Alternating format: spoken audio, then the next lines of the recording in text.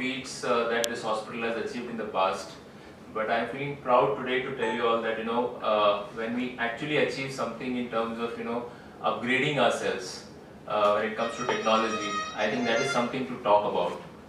All of us know that India is aging in terms of our population is also aging. We see a lot of patients who have knee pains, osteoarthritis, and so on and so forth.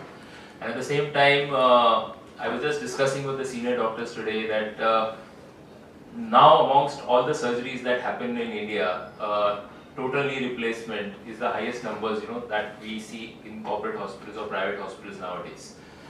Now earlier on, patients were having issues that whether at the age of 60s or 50s, whether they should undergo this because they are, as it is suffering from so many other things, diabetes, blood pressure, so on and so forth, whether this would add to their agony. And that was the reason that people were very reluctant to undergo the knee replacements or hip replacements or any other surgery for that matter.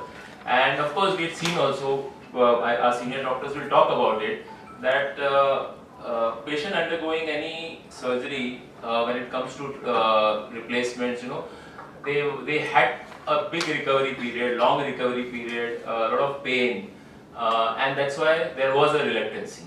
In fact, it was so difficult for them to kind of get operated, two knees operated at the same time. One knee had to be operated, then there was a wait time, then again the second one, and of course a whole lot of time for rehabilitation, physiotherapy and all. But with this advent of robotic system now, a lot of things are going to change. They have already started changing. I mean, this is a new era, I can say, of paradigm shift which is happening when it comes to knee replacement. The outliers, in statistics there is one word called outliers. Outliers are brought in from not so good result to excellent result. So here we are. The precision part and robotics cannot be overemphasized in this point of time in life after what we heard about what happened to one of the most modern aircraft. Precision brings down the human error element, and that's why we are all, me and my very capable colleagues here, are out to prove to this part of Mumbai at least that we have an excellent machine where we are expecting excellent result and a patient flow after that. Last but not the least, I think it is wrong to say that when we were not having robot, the surgery was no good. We have a decent result in 20 years in total knee replacement. What is important is from 94%, I am sure it will be pushed to 96 or 98% success rate when you have robot in your armamentarium. So with that, I hand out the mic to my friend, colleague, Dr. Neel Dhamnaskar. Neel? Hi, I am Dr. Neelkanta Dhamnaskar. I am working in clinicals with as an arthroplasty surgeon. It's a joint replacement surgeon. Just to give you a brief history about arthroplasty. Knee replacement, joint replacement is one of the most successful surgery in our field. To understand the importance, what do you mean by joint replacement? It contributes to world 0.65% of world GDP. So you can understand the importance of this surgery. Now this surgery, though it is successful, why we are, now last 25 years we are doing this knee replacement and hip replacement. Why there is a need of robot? Now robot is, people say that's a robotic knee replacement or robotic hip replacement. It is not robotic knee replacement. It's a robotic assisted knee replacement. It is done by the surgeon. It is sometimes people come to us with the idea that robot is going to do the surgery. So we have to explain to them, no, we are going to do the surgery. You need an experienced surgeon who can open the joint. Then with the help of the robot, how robot help us? Robot does a basically planning of the surgery a day prior. So when we enter the OT, we are aware what type of knee prosthesis, what is the size of the knee prosthesis we are going to use and what are the problems we are going to face. And those problems the surgeon is going to tackle. So the first thing is the planning is given by the robot. Second is the precision, as Dr. Shavlia said. Why precision is important? When we are, since we are with the 3D CT, first the 3D CT is done. With the 3D CT, when we decide this size is needed, so this is a precise size and what is the flexion gap, extension gap in the knee replacement. So that is done by this robo. And third, while doing the surgery, how the robo help us? So robo has got it assists us while cutting the bone. Okay, so the bone cuts are done accurately so that those processes are fixed exactly in the position which we have planned before the surgery. So this basically we are going to execute that plan by doing the robotic surgery. So these are the three basic benefits we get with the robotic. Initially also the success rate, as Dr. Vaidya said, that around 94% people used to live till around 15 years of survival for that process. We are aiming that because of this precision and accurate placement, we should hope that it should go up to 98. Means what? The 98% processes at least should last for next 15 to 20 years. So that is the aim with the using the robo, and I am sure as in last 25 years we did the knee replacement, next couple of years we will definitely improve the results. Thank you. I'm a maintainer which has come, which you're very enthusiastic about to use now. How do you feel about it? Yeah, thank you, sir. Good afternoon, everyone, and thank you for coming here on such a busy day. So most of the points I have really properly put forward by my senior surgeons, but I'll try to simplify them for you all. So अगर कोई patient knee replacement के लिए आता है, वो आता है कि नी पेन है, नी डिफॉर्मिटी है, पैर टेढ़ा है और वो सीधा होना चाहिए, और हमारा एम रहता है कि उसको अगर वो चल नहीं रहा है पेन के कारण तो पेनलेस विदाउट पेन चलना फिरना शुरू करे और उसका जो डिफॉर्मिटी या फिर टेढ़ापन है वो भी सीधा हो जाए. तो this are two main aims, and the third is as sir rightly pointed out कि सर्जरी के बाद में ये नी रिप्लेसमेंट जो हुआ है वो कितने साल तक चलेगा, ये भी पेशेंट का एक थर्ड क्वेश्चन रहता है.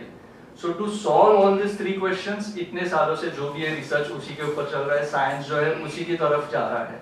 तो robotics is a new tool in it और it helps in trying to solve all this questions as well. So एक के बाद एक हम देखेंगे कि अगर पैर टेढ़ा है, अलाइनमेंट प्रॉपर नहीं है पैर का, तो हम सर्जरी के पहले अब तक क्या करते थे कि रोबोटिक जब नहीं था एक्सरेज करते थे सर्जरी के पहले, और सर्जरी के बाद में एक एक्सरे करते थे. सर्जरी के दौरान हमारे पास क्या टूल्स रहते थे जिससे हम वो अलाइनमेंट सीधा करें? कुछ भी नहीं. तो उसके दौरान हमारे पास क्या रहता था कि सिर्फ वो रॉड्स रहते थे जिससे हम अलाइनमेंट देखते थे, रॉड लगा के कि हाँ ये पैर सीधा लग रहा है अभी तो ठीक है ये ऐसे ही रखो, नहीं ये पैर अभी भी टेढ़ा लग रहा है तो उसको और कट लो या फिर रिलीज करो और उसको सीधा करो. तो ये ऐसे छोटे छोटे टूल्स सर्जरी के दौरान हम लोग यूज कर सकते हैं विदाउट रोबोटिक. और वही रोबोटिक आने के बाद क्या है कि हम पहले एक सीटी स्कैन करते हैं पेशेंट का, वो सीटी स्कैन रोबोट को सॉफ्टवेयर को फीड किया जाता है. वही सीटी स्कैन के दौरान हम सर्जरी के दौरान हमें वो 3D पिक्चर देता है पूरा, और वो 3D देने के कारण क्या है कि हम लोग जो भी एडजस्टमेंट्स कर रहे हैं सर्जरी के दौरान हमको लाइव सर्जरी के दौरान दिखता है कि ये ठीक है, हम अगर इतना कट लेंगे बोन कट तो फिर वो पैर कितना सीधा होगा या फिर कितना टेढ़ा रहेगा और करना चाहिए. तो वो हमें सर्जरी के दौरान गाइड करता है, और सिर्फ गाइड ही नहीं करता है, वो हमें वो प्लान रीच करने के लिए भी हेल्प करता है. तो सर्जरी के एंड तक हम प्रॉपर जो प्लान कर रहे हैं पहले वो प्रॉपर पहुंच रहे कि नहीं वो भी हमें हेल्प करता है. कितने भी मतलब सीनियर हो या फिर कितने भी सर्जरीज किए हो, हर बार सर्जरी के बाद में पहले लगता था कि हमने जो प्लान किया था उससे थोड़ा सा 1 mm या 1 डिग्री थोड़ा अलग हो गया है सर्जरी के बाद, पर रोबोट आने से वो चांसेस कम हो जाएंगे. जैसे सर ने बोला वो आउटलायर्स कम हो जाएंगे. तो जो बहुत कम चीजें मतलब नी रिप्लेसमेंट के बाद में अभी वर्ल्ड ओवर डेटा के हिसाब से अराउंड 15-20% पीपल अनहैप्पी है. तो वो क्यों है? तो वो ये आउटलायर्स रहते हैं, जैसे सर बोल रहे थे कि 1 या 2 डिग्रीज थोड़ा सा प्लान से अलग हो गया तो फिर वो बाद में भी थोड़ा पेन हो रहा है, ये हो रहा है, ऐसे करेंगे. तो वो कम करने के लिए ये रोबोटिक सर्जरीज हमें हेल्प करेंगे. दूसरा होता है कि सर्जरी के बाद में पेन, तो पेन ना हो तो रोबोटिक सर्जरी के कारण क्या है कि सॉफ्ट टिश्यू हैंडलिंग या फिर मसल कट्स जो है वो ना के बराबर हो गए. तो सॉफ्ट टिश्यूज अगर हैंडलिंग कम होगा तो ऑटोमेटिकली सर्जरी के बाद में पेशेंट को पेन भी कम रहेगा. पेन कम रहेगा तो उसके कारण उसका जल्दी मूवमेंट शुरू हो जाएंगे, नी के मूवमेंट शुरू हो जाएंगे, चलना फिरना शुरू हो जाएगा. And then patients are so well doing nowadays की सर्जरी के नेक्स्ट डे को ही डिस्चार्ज भी हो सकते हैं. पेशेंट इतने हैप्पी रहते हैं रोबोटिक सर्जरीज के बाद में. एंड तीसरा पॉइंट विच आई सेड कि लॉन्ग लास्टिंग या फिर लास्ट लॉन्ग होना चाहिए जो सर्जरी में हम लोग इम्प्लांट यूज कर रहे हैं. तो बहुत सारे रीजंस है, उसमें से एक अलाइनमेंट है. जैसे मैंने बोला अगर घुटना टेढ़ा ही डाला होगा तो फिर वो जल्दी खराब होने के भी चांसेस है. तो फिर वो रोबोटिक के कारण हम जो प्लान कर रहे हैं वहां तक पहुंचने में हेल्प करेगा, तो ऑटोमेटिकली अलाइनमेंट सही रहेगा और फिर वो लॉन्ग लास्ट करेगा। दूसरा है ये जो बोन्स को फिक्स होते हैं इम्प्लांट्स, वहाँ पे सीमेंट यूज करते हैं। ऑर्थोपेडिक्स डिपार्टमेंट एक्चुअली और क्लिनिकल हॉस्पिटल, जैसा सर ने आपको बताया है कि आर्थराइटिस का इंट्रोडक्शन हो गया है, रोबोटिक टेक्नोलॉजी का इंट्रोडक्शन हो गया, तो डेफिनेटली रोबोट क्या कर रहा है, क्यों आया रोबोट? रोबोट आने का गरज 30 सालों से हो रहा है अपने देश में, सर्जरी अपने देश वर्ल्ड ओवर। तो what does this technology makes you change is that the precision, the pre operative planning. जो हम लोग टेक्निक ऑफर कर रहे हैं, रोबोट हमको उसमें हेल्प कर रहा है। रोबोट कोई खुद सर्जरी नहीं कर रहा है, we are just doing it and it is helping us to add on to the precision to a specificity of 0.1 mm. So that is the true precision in which we can offer you these surgeries कि हम लोग कोई chance ही नहीं देना चाहते। Operation के बाद ये होना था, ये हो गया, there is nothing left to chance or there is nothing left to we plan this thing that thing, nothing. So उसमें हमारा जो रोबोट है वो एक CT बेस्ड रोबोट है। हम लोग सर्जरी से पहले हर पेशेंट का 3D CT स्कैन करते हैं। ये 3D CT स्कैन सिर्फ नी जॉइंट का नहीं है, it encompasses the hip, the knee and the ankle. So किसी भी पेशेंट, अगर आपका पेशेंट का कोई जुड़वा भाई बहन भी हो जो जेरोस्कोपी एक दूसरे का, लेकिन होता क्या है कि दोनों की चाल में फर्क हो सकता है। कोई एथलीट है, कोई डांसर है, their lifestyle is different. So based on that you have to commit to that particular biomechanical axis. तो ये जो पॉइंटर्स है, centre of knee, centre of hip, centre of ankle, ये तीनों पॉइंट को ज्वाइन करे तो एक बायोमैकेनिकल एक्सिस बनती है। ये हर पेशेंट का, जैसा आपका थंबप्रिंट होता है वैसे हर पेशेंट का एक इंडिविजुअल कैरेक्टर है। तो पहले रोबोट के आने के पहले एक है ना, एक आइडियल नी बनाया गया था कि ऐसा होना चाहिए, हिप नी एंकल स्ट्रेट कर दो। अब आप सोचो, आपने कितने फैमिलीज देखे होंगे जिनके दादाजी, बेटा, पोता जी, सबके पैरों में थोड़ा थोड़ा फर्क है, लेकिन क्या ये जन्मतः गलत है? नहीं, ये उनकी नेचुरल चाल है। अभी आप सोचो, कोई पेशेंट 60 साल की उम्र तक ऐसी चाल चला है, लेकिन हम ऑपरेशन के बाद उसको सीधा कर रहे हैं। जब गॉड ने ही किसी को इक्वल नहीं किया है, तो हम लोग सर्जरी के बाद सबको स्ट्रेट कैसा करें? तो इस रीजन से हो आते हैं डिससैटिस्फैक्शन रेट्स, और इसलिए काफी बार जनता में ये डर रहता है कि सर्जरी नहीं कराना है, या फिर सर्जरी के बाद फिजियोथेरेपी बहुत लगेगी, सर्जरी का पेन बहुत होता है। ये बहुत सारे कंसर्न्स है लोगों के। तो हमने फिर समझा ओवर इयर्स, जब नी रिप्लेसमेंट हो रहे थे, तो लोगों ने जो डॉक्टर खत्री बताया कि कभी कभी ना एरर हो जाता था लोगों से, 2-3-4 mm का डिविएशन प्लान नहीं करते थे फिर भी हो जाता था, but it was observed that some patients even after deviation are happy. तो बोला अरे हमने तो ऐसा प्लान नहीं किया था, ऐसा तो सर्जरी में, लेकिन पेशेंट खुश क्यों है? तो देन केम अ क्वेश्चन कि we don't have to stick to the true biomechanical axis, we have to offer a pre arthritic biomechanical axis characteristic to that patient, जो पेशेंट का खुद का नेचुरल चाल है। तो ये रोबोटिक टेक्नोलॉजी हमें क्या कर रहा है? It is allowing to offer something called NJS, no joint score. मतलब आपको आपका जॉइंट नेचुरल फील होना, आपको लगना ही नहीं चाहिए कि भाई मेरी सर्जरी हुई है, ये कृत्रिम जोड़ है या आर्टिफिशियल जॉइंट है। तो हमारा जो रोबोट है वो 3D CT स्कैन, ये अपने सिटी में, for that matter currently because it is so latest addition to our family also, I am using this robot from many years. मैं यूके में, हम लोग ने जब यूके में फर्स्ट टाइम रोबोट आया था, I am the UK's first robotic pass out batch, तो वो टाइम से यूज करें। But this robot that we have in our system is the most advance and latest one. क्या है इसमें एडवांसेस? इसके अगर कैरेक्टरिस्टिक बताया जाए तो जैसे मैंने बताया CT स्कैन है, तो हम हर पेशेंट का इंडिविजुअल CTs करते हैं। तो ये कोई आइडियल नी को रिफर नहीं कर रहे, हम उसी पेशेंट की नी को रिफर कर रहे हैं जिसमें हम लोग ये अलाइनमेंट, तो हम लोग प्री ऑपरेटिव टेम्पलेटिंग करते हैं, 3D टेम्पलेटिंग। इसका जब 3D इमेज बनता है तो हम लोग उसको ऊपर सर्जरी पेशेंट को टच करने से पहले कर रहे हैं, we know the implant positioning, so this becomes much more customized to that patient. Once we know this part, operation के दौरान हम लोग ये मेजर करते हैं। तो इसमें जब हम स्टार्ट करते हैं प्रोसीजर, जब जॉइंट एक्सपोज होता है, जॉइंट एक्सपोज के बाद हम इसका मैपिंग करते हैं, कार्टिलेज मैपिंग। जोड़ ना पूरी तरह से एक साथ नहीं खसता है, नी जॉइंट हो, हिप जॉइंट हो, ये रोबोट इनेबल्ड है नी जॉइंट के लिए, हिप जॉइंट के लिए, partial knee, total knee, partial hip, total hip, hip by anterior approach also, hip by posterior approach also. So आपको कोई भी जॉइंट समझने के लिए 3 एस्पेक्ट्स है, एक है अप्रोच टू द जॉइंट, एक है कस्टमाइजेशन ऑफ द जॉइंट, और एक है रोबोटिक प्रिंसिपल्स और conventional principles of the joint. So approach में this robot allows us to be as minimal invasive as possible, जिसकी वजह से हमारे कट छोटे हो जाते हैं, हमारा कोई मसल टिश्यू डिस्टर्बेंस नहीं रहता, अगर मसल टिश्यू डिस्टर्बेंस नहीं है तो पेशेंट का रिकवरी फास्ट है, फिजियोथेरेपी की डिमांड कम हो जाती है। ये सब चीज़ों की वजह से पेशेंट जो दिन सर्जरी किया उसी दिन हम चलाते हैं, and before discharge of the hospital the patient is allowed to be independent in terms of unlimited walking, staircase climbing and commode sitting, so that घर जाने के बाद उसका जो रेगुलर एक्टिविटीज है उसको किसी की मदद की जरूरत नहीं। 2 हफ्ते में टाका निकलता है and patient is allowed to resume activities. Some challenging activities like sports or sitting ground are patient to patient specific. We don't claim कि हम हर किसी को नीचे हुए, वो patient based रहता है, but with this technology the chances are much more better. We sometimes get patients who are precision improves by 400%, which is much more better.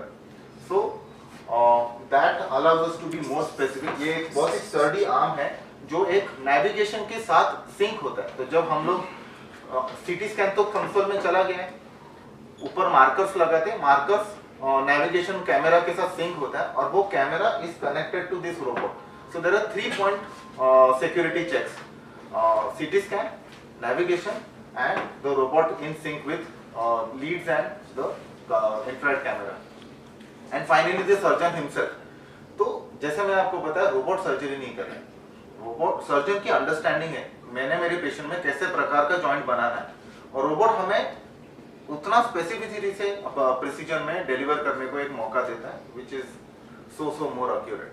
Preoperative templating before the surgery we are as a surgeon, हमारे मन में 1% का doubt नहीं बचता है कि हम लोग क्या ये कर सकते हैं, वो कर सकते हैं। So the planning wise precision is 100%, execution wise it's 100%, but patient is a biological human being, so there are some factors which still cannot be predicted. What are those factors?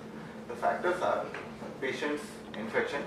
अगर patient के अंदर ही कोई source of infection होगा, जो जिसको भी हम लोग mitigate करके, क्योंकि हम लोग pre anesthetic checkup करते हैं, हर patient का एक stringent test किया जाता है, तो step wise हमारे protocol defined है, जिसकी वजह से हमारी complication rate बहुत ही कम है। जो world person पे जो 2% कॉम्प्लिकेशन होता है, we are offering at 0.4%, which is much less than the thing, because अपना हमारा OT बहुत clean होता है। We are a JCI accredited hospital, so we have taken into account all small steps from patient preparation to OT preparation to sterility maintenance, हमारे instrumentation. So the overall outcome of this patient is near 100%, but we cannot say exactly 100% because we have to leave something, because human body is a biological thing. It's not like a machine, but you can say कि there is 99% survivorship, and the success rates are very much well defined in this kind of technology. And what are the risks and complications associated with this kind of surgery, and how can they be minimized? See, I think there are 2 things we are talking about today. One is precision on one side, and on other side, what exactly are the gains because of precision and what are the downsides of precision. पहले तो जिन्होंने robot बनाया है, ये company के बारे में बोल दूं, ताकि प्रेसिजन क्या है, कैसी होती है। 2005 में कंप्यूटर नेविगेशन आ गया। कंप्यूटर नेविगेशन इज ज्ञानेंद्रिय, try to know it better. इसके बाद जब रोबोट आया तो रोबोट एडेड कर्मेंद्रिय, means this is the precision, मुझे यहाँ जाना है, ये कट इतना ही मारना है, जैसा भैरव ने कहा कि इतना .2 तक जाना है, लेकिन उसको एग्जीक्यूट करने के लिए रोबोटिक आर्म आ गया। It is called as robotic arm. So anything that is precision and human element is not there. अभी पायलट्स के इतने हम लोग इंटरव्यू देख रहे हैं इंस्टाग्राम पे, one after another they are saying that human error. You take human error out of everything and you definitely have better checklist, better buzzer alarms. आप ये सब लोग सुन रहे हैं, अभी ये सब एयरक्राफ्ट के 171 का हम लोग सुन रहे हैं। That is what is robotic surgery all about in general. Now it is there in prostate, it is there in liver, it is there in heart, and orthopedic there is something called the robotic journal. इसमें 7 years report orthopaedic के आ गई। सो ये दुनिया के साथ हमें चलने के लिए with leadership in position we are going to 100% have better result. लेकिन कॉम्प्लिकेशन कहीं रोबोट की वजह से नहीं होती है। कॉम्प्लिकेशन है, जैसे पहले उन्होंने बताया कि भाई इनका फना ब्लड का टेस्ट करना है, इन्फेक्शन के लिए करना है। ये जो प्रोसीजर आम है, चेकलिस्ट को बहुत मुलायम बना देता है। To add on to this, ये जो स्ट्राइकर कंपनी का रोबो है, so that was the one of the first I can say, which was started to be used for joint replacement surgery. Started in 2005 I guess. यूनिकोंडाइलर replacement के लिए उन्होंने पहले start किया था, जब ज़्यादा कोई रोबोटिक सर्जरीज, मतलब रोबोट्स भी नहीं थे for joint replacement surgeries, they all added on later on. So since 2005 to now almost they have been a lot of published papers also. So medical इसमें भी बहुत सारे उनके पब्लिश्ड पेपर्स हैं जिनमें कि रिजल्ट्स अच्छे हैं, कॉम्प्लिकेशंस कम होते जा रहे हैं. So that is all shown. So over last 15-20 years they have been upgrading themselves. तो अभी का जो रोबो है that is the latest, and in that it has one more additional thing, जैसे कि कॉम्प्लिकेशंस के बारे में बात हुई, तो रोबोट अलग अलग है जॉइंट रिप्लेसमेंट के लिए. सो कुछ रोबोट ऐसे हैं जिसमें you don't have a control on the robo कि वो कहाँ तक बोन कट कर रहा है. तो गलती से भी वो बोन के पीछे चला गया, जैसे कि बोन के पीछे हमारे मेन नर्व्स और वेसल्स रहते हैं जो पैर को सप्लाई करते हैं, अगर वो वहां पे चला गया और हुए हैं ये रिजल्ट्स, वो रोबोट से ब्लड वेसल इंजर हो गया और फिर पैर पूरा खराब हो गया. सो ये रिजल्ट्स भी कॉम्प्लिकेशंस हो चुके हैं. But in this robo they have something known as haptic feedback. So वो एक बाउंड्री बना देता है. सो वो बाउंड्री के बाहर अगर सर्जन भी चाहे वो पुश करना सॉ को, वो पुश नहीं कर सकता कितना भी ताकत लगाए. So it holds it there, उसके पीछे वो जाने ही नहीं देगा. तो उस हिसाब से सेफ्टी मेजर्स बहुत सारे इसमें लिए गए हैं. What type of implant is used and how long can it last? Well, this implant from Stryker company has been in use for 22 years, and one of the designer happens to be our colleague. He is called here for conferences and so many things. So this design is very popular. It is 34 percentile market share in United States, and it's a very good implant. Triathlon करके बोलते हैं इसको. इसका single radius, सब technical बातें हैं. अच्छा, ये स्ट्राइकर कंपनी का जो चेयरमैन है वो इंडियन है, doctor mister Lobo. He is from originally from Goa. He has a house in Goa. और अपने लिए गर्व की बात है कि भाई इतने टॉप के कंपनी के जो चेयरमैन है वो अपने इंडियन है. How long does it last?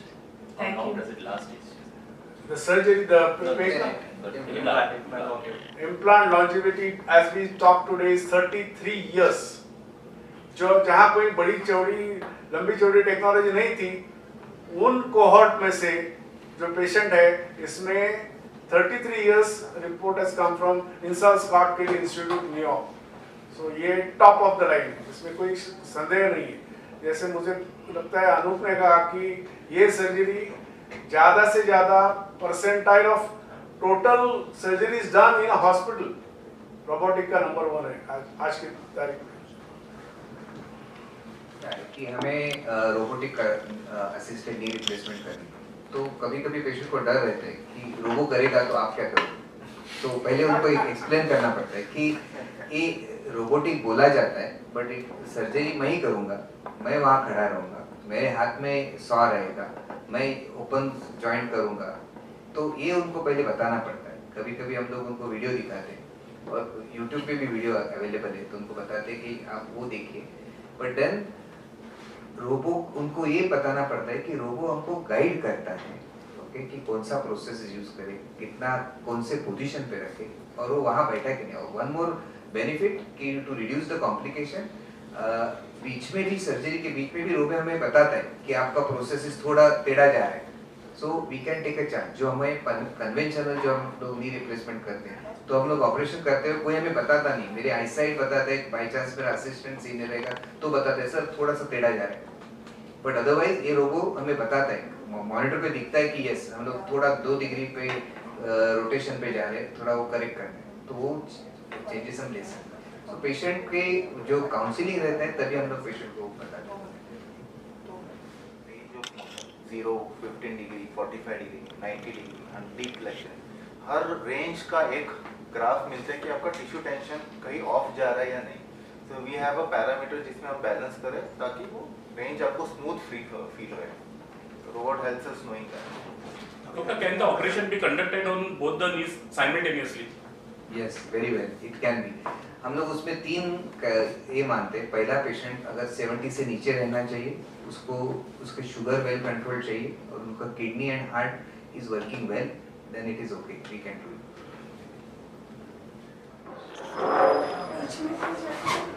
Sir hold.